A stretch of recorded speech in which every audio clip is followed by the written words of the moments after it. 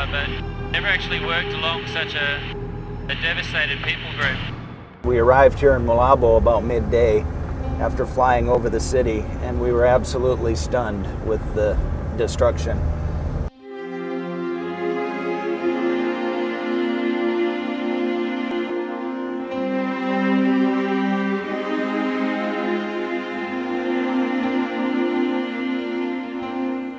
I'm walking down one of the main streets of town here in this village. When the tsunami first hit here, there were 3 waves, and the 3rd wave that came in, the people said it was like a large cobra. It just never broke. It just kept on pushing through, and it actually covered the highest of all these trees here. We're here in the village of Kampung Baru, a village where there were about 800 people that lived. And the water came through here in the low area, was about 40 to 50 feet deep. And the people that lived in this low area, all of their homes were washed away. We've been told that about 150 people died in the low area here. We're here in the village of Panga, and we've just landed with 2 MAF aircraft. And this is one of the first places that MAF came into. When they first came in here, a lot of the people hadn't eaten for 4 to 5 days, and they just swamped the airplanes.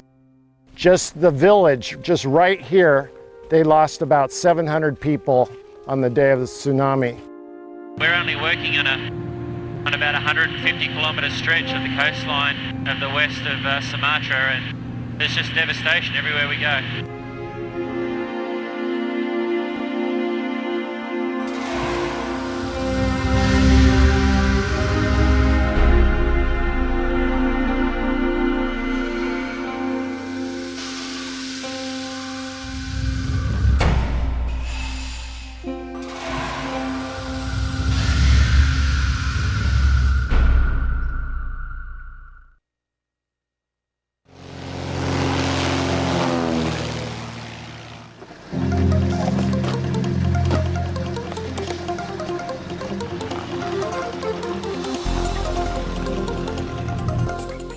The infrastructure is next to none that's remaining, but MAF through the aviation, we've been able to keep people in contact with the outside world. We've been able to provide some physical support and some emotional support, and just be a friend alongside these people to try and help them recover and rebuild their lives.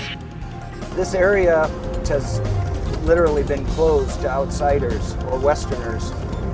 And so these people, they form their impressions of Westerners and Christians based on what they've been told, not what they've experienced firsthand. And it's really been an experience for us to be able to see them express their surprise at how we've lived among them and tried to help them rebuild their lives. They have said more than once that they didn't know we were this way.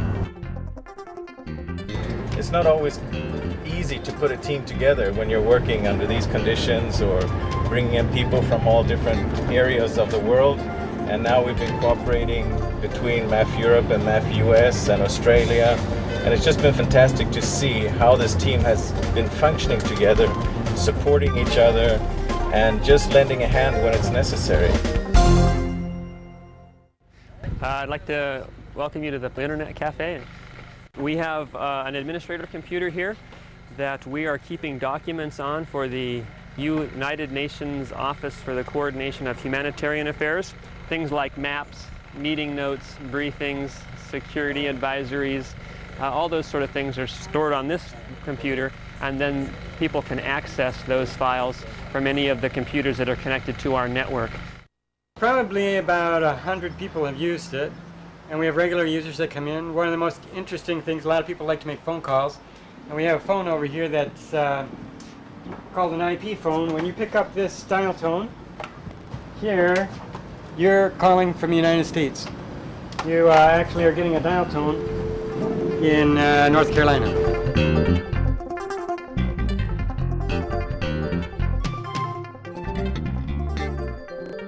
I'd like to see the Indonesian people rebuild their communities for themselves and just to become that self-sufficient once again. They were a great people group before, and I think all we need to do is to be that helping hand to come alongside and just to get them back on their feet.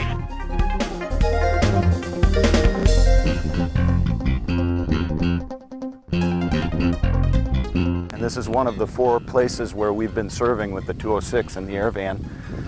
And just this morning when we arrived, I asked the village chief, I said, who all has been serving you? Who's been bringing food in? And he looked at me and smiled and said, only this small plane has been bringing us food.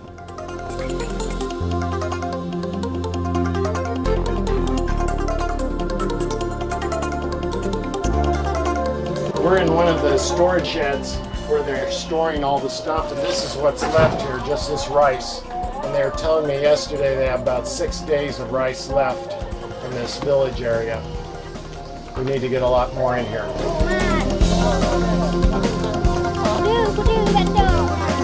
It's obvious that, and even from talking with people, they don't want to be up in the relief camps. They want to come back to the land that they know and rebuild what's left of their homes. And they just want life to get back to normal.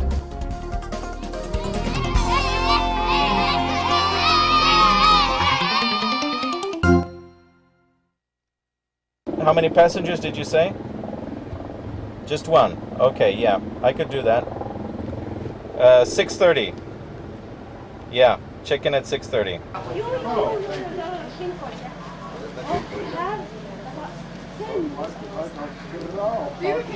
are on the CRS?